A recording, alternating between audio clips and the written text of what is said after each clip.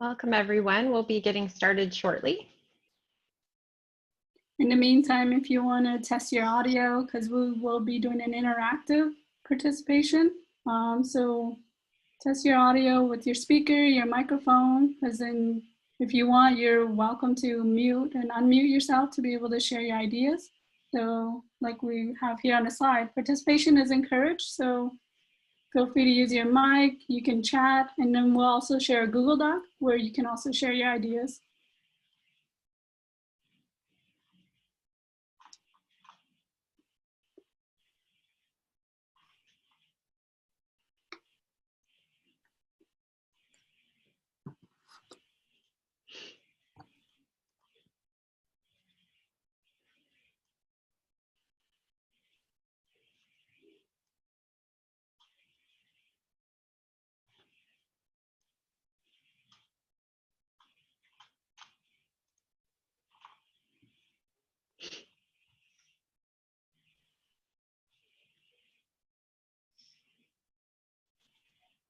Great, it's 12 o'clock, we will get started. This is a quick 30-minute lightning lunch.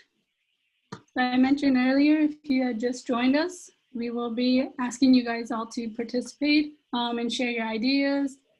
Feel free to share them in the mic, you can turn that on. You can also write them in the chat if you don't feel comfortable talking in the mic. We will also have a Google Doc to where you can also type out your ideas or any things that you want to share. You can also type it out in there too. So down at the bottom, you guys can see our topic is labs brainstorming and one of our lightning lunches for this series. Thanks. Introduction. So I'm co-hosting with Sarah. My name is Jay Stanley. I'm an instructional designer with the Global Outreach and Extended Education with the Fulton Schools of Engineering.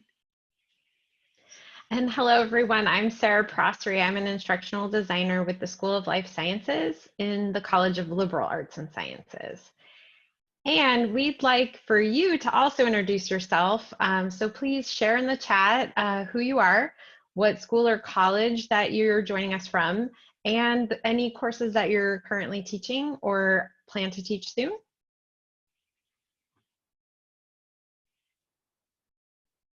So as you all fill the chat with who you are, I wanted to kind of cover how the lightning lunch goes.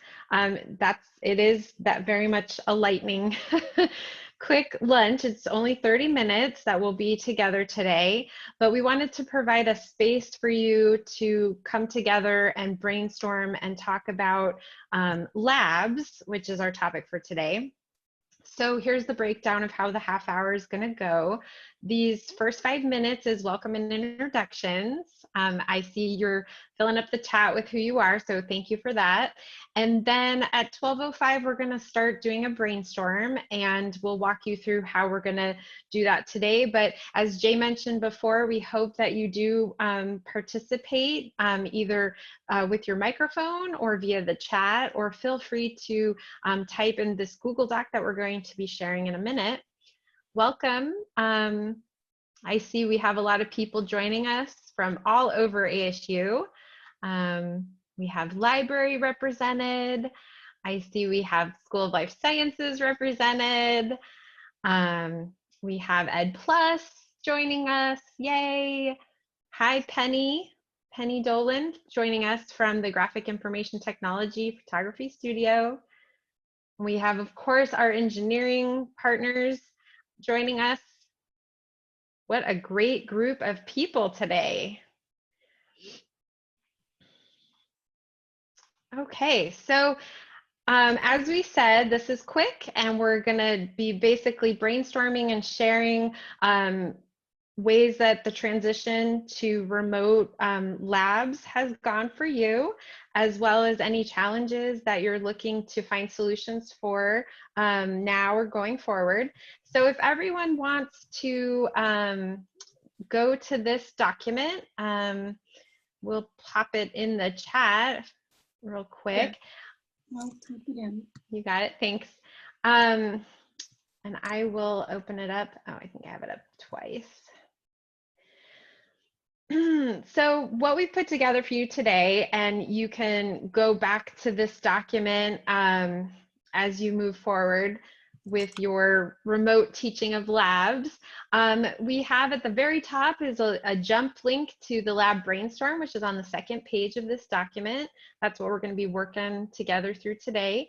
But we also have this great list of lab resources, and there's been an influx of guidance and solutions and ideas and experiences shared already within the past month.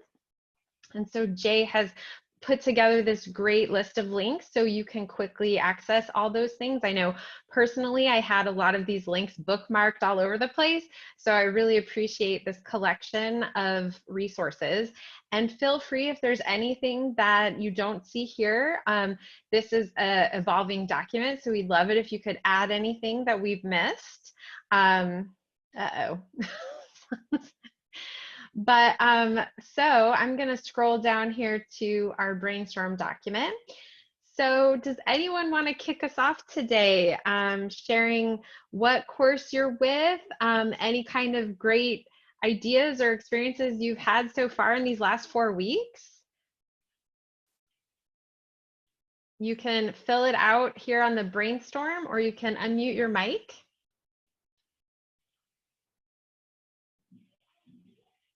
Anyone?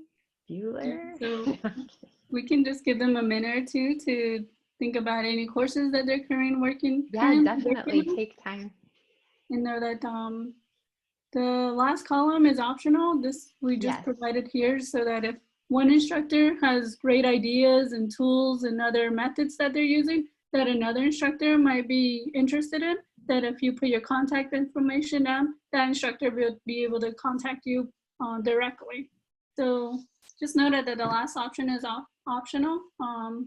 Being able to share or just provide a space in an environment for everybody to be able to share their ideas and what they're currently working on, and be comfortable with sharing any struggles or challenges that you're also going up against, because then maybe somebody else in the room might be able to help get over that too.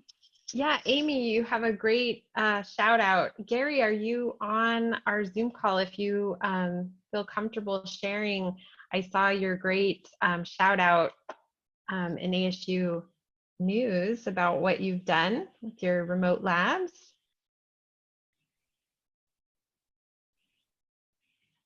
There, I'm unmuted.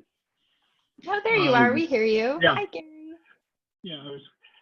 Yeah, we the big thing we did was change the focus of the lab from bacteriology to virology for the last half of the semester to make the material more current, and it seemed to keep the students interested.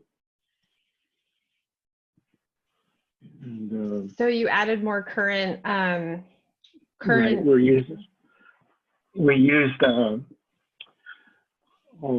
YouTube videos that talk about COVID-19, epidemiology, pandemics, and then since that's basically social media, then we had them go confirm what was on social media by using links to CDC and other peer-reviewed journal sites to confirm what they were reading on social media was accurate or not.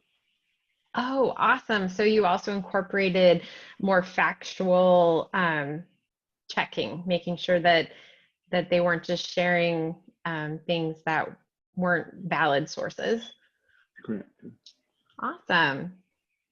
So how did that go? How did the students react to that? So far, it's been going pretty good. I think the example that you were referencing was a few of the students took the material and shared it with their parents, and oh, right. And they were teaching their parents what they were learning, and they sent pictures in of them sitting in the living room with their parents watching our presentations. So it had a direct impact on their lives within their homes, right, because they could share what they were learning. The parents were sort of anti-social distancing until they saw the material, and they kind of had a better understanding of why the CDC was recommending it. That's awesome. And what class was this again? This is for microbiology lab, the intro course. Awesome. Microbiology. Good timing on that, right? Yeah, really pretty good. Thank you for sharing, Gary. I appreciate it. Sure. So does anybody have other ideas or experiences they want to share? I see we have some here on the Brainstorm document. Penny has shared about challenges without a photo studio. Yeah, go ahead, Yeah, I Penny. can. Although I'm so curious, why do I show up as anonymous wolf when I when I was typing? Not that it's a problem, but it's kind of weird as I. Oh. You may be signed in. Are you signed into your personal? No, I'm at A. Nope, not at Oh, all. I do see you as See, anonymous. anonymous wolf. So that's not me, but that is what I type. So how? Well, a wolf was my spirit animal whenever I did a test. I love it. Okay, well, what I was going to say is that, excuse me, our challenge is, of course, I have this amazing studio that nobody can come in. Yeah. And it's photography classes. I'm teaching at Herberger. I'm teaching at GIT. And so I've had to go back in my bag of tricks to the film days in a way. I mean, we still had great equipment, but often we were MacGyvering things more often, excuse me, than we care to. So we've been very creative in how we're problem solving outside of the studio. Like instead of, $100 reflectors, cardboard and aluminum foil, and construction paper for lens hoods, and gooseneck lamps for directional, making our own snoots. I mean, it's just because 90% of the students have cameras if they're not in my studio. And so it's I don't want to say this too loud because I really want to get back to the studio, but in some ways it has strengthened my hand when I'm always telling them about learning how to see photographically and stop getting hung up on the equipment. So that's been kind of a little plus, but that's it, so not having access to the photo studio is a bit of an issue. And I don't know what's going to happen going forward, but there we are. So fortunately, our end product is visual, so that part isn't changed much. So I like how you mentioned the unexpected byproduct of getting them to see more beyond, more what you were really trying to get them to do before that. Yeah, because sometimes, especially, the millennials and the Zoomers, and they have so much equipment and so many special effects, and from Snapchat and to their phones. Anyway, blah blah blah. And even when we shoot in the photo studio, I make everything is on manual, and they have to defend everything in that aspect ratio. That frame, kind of like what's behind me, which is I wish I was still in Paris photo. And so what this does is it's sort of, I don't have to explain it as much. It's like, hey, you don't have anything, so here's how we're going to figure it out. So it's been good in some ways. Yeah. No, that's excellent. I think that's a great addition in a way, right? Because now they can set up an impromptu studio, I suppose. Well, they can solve their problems creatively. A mirror somewhere, shooting at night, building a fort to make a dark studio area. I mean, it's been pretty analog. So that's great. Thank you for sharing. I appreciate that. Yeah, that's really great being able to think outside the box, especially last minute trying to transition. I think that's awesome, being able to work with your students and know that the materials that you guys might have at home or within the neighborhood would be useful. And that's also something that might be a little more challenging for other courses. And we see here in the chat what Amy had shared, having professors moving more towards data analysts and being able to gather different types of data from other resources. So being able to work with what you got, right? Jay, just to jump on exactly what you just said, we have an electrical engineering student that works for us in FSE, and I'll have to ask him the course, but what he was telling me is for one of his electrical engineering courses, which was on circuits, is that the instructor was having them build something using any kind of materials that they have in their house. So some kind of electrical, I don't know what it was. I don't want to speak on it because I'm not the subject matter expert, but maybe it was lighting up a light bulb. And how could you light up a light bulb using the materials that you have in your house? And then having the students walk through that process, document it, and then present it to the other students. So I also think that, I mean, if you look at what kind of labs you're doing, I know it doesn't work for everyone, but sometimes the strongest learning is when students are teaching other people and using those resources around them. I think that's when knowledge sticks and you're hitting those higher level order thinking skills, is when you can kind of use the stuff that's around and then teach others on ways that they did it and then present it in that manner as well. Yeah, and you definitely bring up a good point in terms of working with what you have around you, just like what Heather had shared in the Google Doc, is Yes. looking around the plants in your local areas. If you live near a park, being able to look at the plants that they also planted there, and but then also researching and online and seeing, you know, a different, how do you say, like on the Midwest or on the East Coast, the different types of plants that also grow very rapidly there versus here in the desert. I think that those are definitely good ideas in terms of being able to research that type of plants, but then also being able to share with the other students in your class, some that might be back home Midwest or in the East Coast or another country, sharing their different types of plants that live there too. I think that's awesome. I don't know if Heather would want to take a chance in sharing. I don't know if you want to turn your mic on or your video. Just want to give you the opportunity if you like to share more on it, Heather. Thank you very much for sharing what you did in the doc. Okay. So one of our labs is looking at how plants are adapted to and to be living successful in their environment. And what we would do if we were on campus is we would have taken, you know, a walking tour on campus because it's an arboretum. And so, you know, to make sure the students were safe, you know, instructing them to go out where they can go, whether it's a park, as long as they're doing it, you know, safely, and to look at to look at the plants that are in their local area around them, even if they're just in an apartment complex or no matter where they're at, they can just, you know, they have the resources around them to look at those. Yeah, that's excellent. And that's just one of the many labs that you do, right? I mean, or does that last like a week's time or?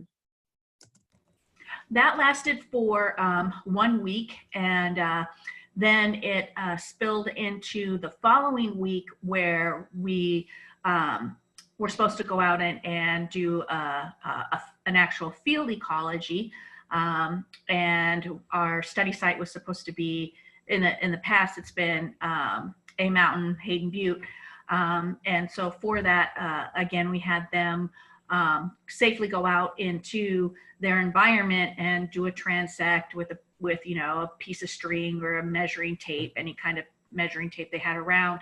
So we just tried to adapt those two labs to resources that they would have on hand. That's excellent. And then Heather, what types of deliverables were the students submitting for these projects? Well, we already had pre and post quizzes set up for that. And we also had a paper. It was a writing assignment that they were supposed to be doing on the field ecology. And so we just had them adapt that to, instead of Hayden Butte, we had them again, just use the plants in their areas to write their report. And they submitted that report, that field ecology report, as they normally would have.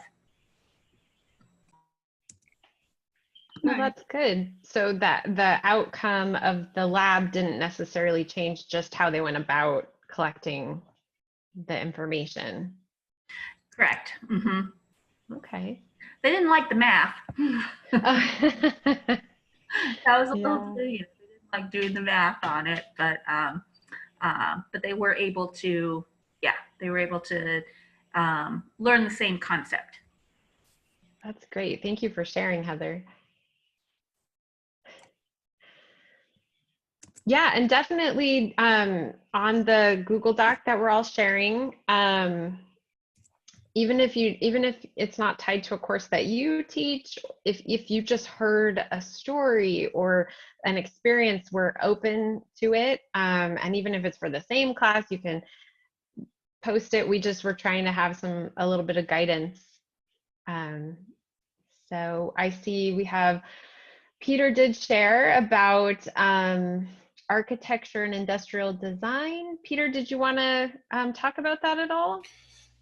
Yeah, just really quick. So this is from an online class that I teach, and it's not like a lab similar to like biology and so on. It's more about the design process, how we design, in our case, instruction, but also that comes actually from from other fields, which is architecture and product design, where it's very common to get people in the same room in groups, have feedback, do rapid prototyping, get some feedback from some users, and update the design and so on.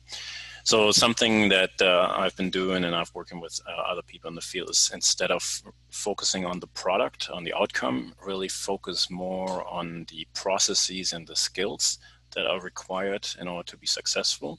So in my case, it would be some design processes or design models, and that is scaffolded throughout the weeks. So I've done, so it's an asynchronous class already. So I've scaffolded these skills throughout the week as the students are working on some projects they choose on, but then they give feedback to each other and these kind of things. So you pair them up. This is of course a graduate level class, so they are able to provide feedback. I give a little structure around that, but in general, they are pretty good. So pretty much the message what I'm saying here is like, okay, try to focus on the process or the skills rather than the product, the outcome. I see. That's awesome. I have one question, I guess, for the instructors that have shared. Have you noticed a change in I guess your pedagogy in terms of the course objectives or anything like that? Do you feel that you're still hitting on those, or do you feel like that might be a challenge in terms of trying to meet or being able to measure those assessments? I would love to put my 2 cents in that. I mean, basically the outcomes are the same. It's just the path we take to get there. It's like there's many ways to climb a mountain. And so we're just, I think, again, not saying I would have wanted this to happen, but what do they call it? Being anti-fragile. It's sort of an event that occurs that makes you look for different solutions that might have been there all along, but you never tried it. Instead of I think sometimes faculty, I'm speaking for all of us, we can get stuck in a way we've done something, especially when things are really busy. And so when the world forces you to jump off a cliff, whether you want to or not, sometimes you come up with some pretty cool things, but you still meet the same outcomes. Yeah, that's a great way to put it. Yeah. All right, we're about 7 minutes till the end of our lightning lunch. Let's kind of look through some more of the comments. Does anybody have any challenges they have? I know we've talked about a lot of successes, which is amazing, and some of these successes can provide solutions, hopefully, for others. But does anybody have anything that they're finding hard to work around, and maybe they want to see if anyone has ideas to share of ways to?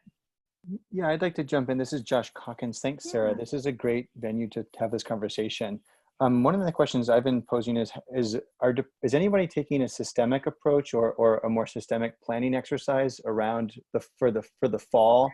I'm posing this question to my colleagues and to anyone on campus. Really, what are folks doing at a departmental or college level for, I would say, systemic approaches to the fall in terms of online labs? I'm just curious if people have things that they're doing.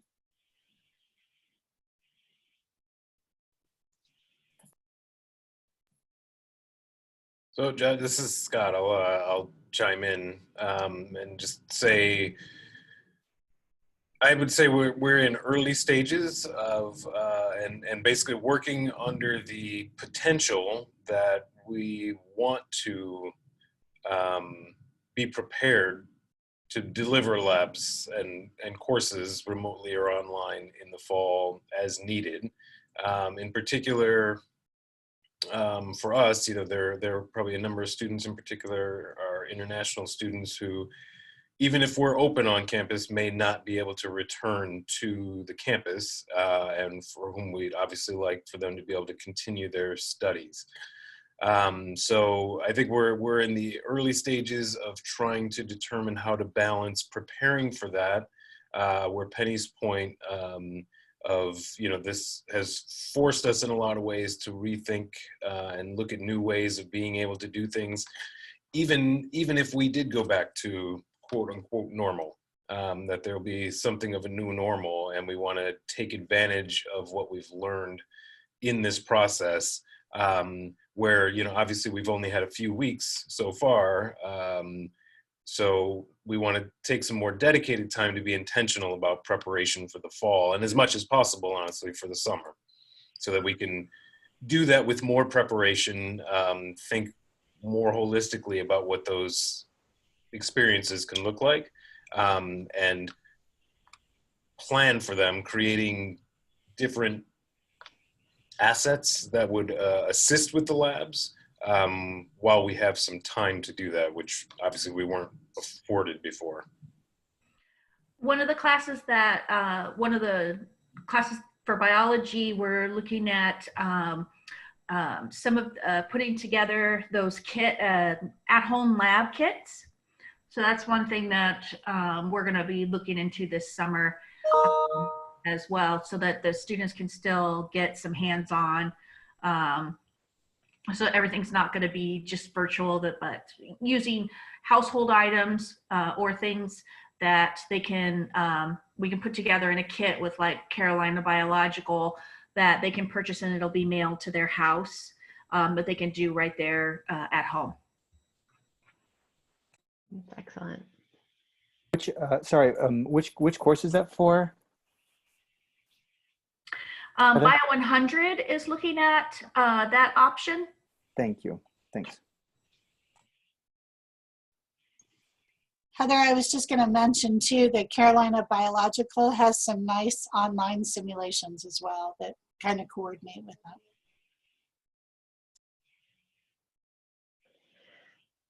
Okay, anyone want to share any last minute success stories, challenges, questions? We have about 3 minutes left, and I know Amy had mentioned the virtual labs, and in engineering we spoke with Labster, but they didn't have anything necessarily on tap that would have worked for what we were thinking. Mm-hmm. But I think that that's probably a great resource to some people, especially that a lot of places right now are allowing for free access initially to things. So you kind of get a longer trial version to make sure that they work for you or they have what you want.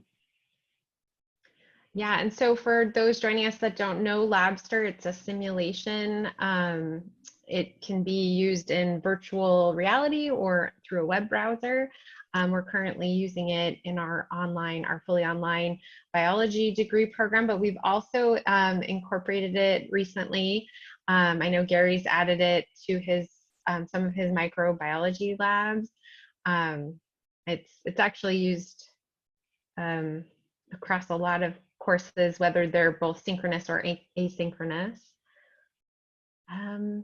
Wow, thank you, everyone. I see more links in the chat, and definitely feel free to add those to this Google Doc up at the top here. We're happy to have everyone share. Wanted to jump in for a second here. John Farmer from the library. Awesome. I saw Amy Pate mentioned that some labs are going to doing more data analysis instead of doing the data collection. And then along with the comment that was just made about free trials and things. And I wanted to let you all know that the library is certainly available here. If you're looking for data to analyze, we can certainly help you find that. Even if some of it's behind a paywall, we might be able to get it for you. And then similarly with free trials, there's a lot of resources that we're collecting right now. And if there's anything you wanted to try out, we have a lot of experience arranging those trials and can help you facilitate those. Excellent. Who knows, down the road, it might even be something we can subscribe to for you. So yes. Happy to work with you all.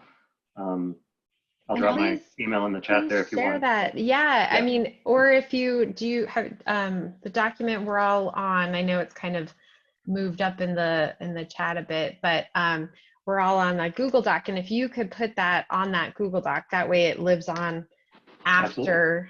Yeah, feel free to write whatever you need in that table. We're just collecting everything, and thank you, John. I appreciate that offer. Yeah, and if you don't mind, John, like actually writing out the process, like what the instructor would have to do to kind of get those materials, or just being able to get in contact with somebody at the library, what would be the process? That would be helpful. I also wanted to mention that you guys always have access to this Google Doc. So even after this lightning lunch ends, you guys are more than welcome to continue to add to this as you go along. Yes, Josh. So Josh wrote in the chat, super helpful discussion. Can we do this again in early summer? And I think that's great. I think we will have to do this maybe a couple more times as we hear from everyone how they're preparing for summer or preparing for fall, should that happen. But yeah, definitely. So thank you all. We are at 12:31. So I appreciate you all coming today. And if you have more information, feel free to share with us. Thank you, Jay, for being here. Thank you, engineering team and the college teams. We appreciate everyone joining. And Sarah, I just put the link or a link to get to the YouTube channel if people want for the video. So this Lightning Lunch series has a YouTube channel. So we've been recording these videos. You can rewatch them and find future Lightning Lunches. They can be found on the calendar. Do we have a link to that calendar someone can pop in? Sure, I can get one. It's on the faculty toolkit page, as well as, so here I can add it. And it'll also be shared on our engineering Google site that we have. So we'll also post that too. We can also share that in this Google Doc if you guys are still having access to this. We'll post it 3 different links in this Google Doc up on top. Perfect. And Kenna did mention tomorrow's Lightning Lunch is on the subject of rethinking assessments for the remote environment. So that might be something that definitely goes hand in hand with these labs. All right, everyone. Well, thank you so much. And I'm going to go ahead and end the recording. Feel free if you have other questions, you can stay on.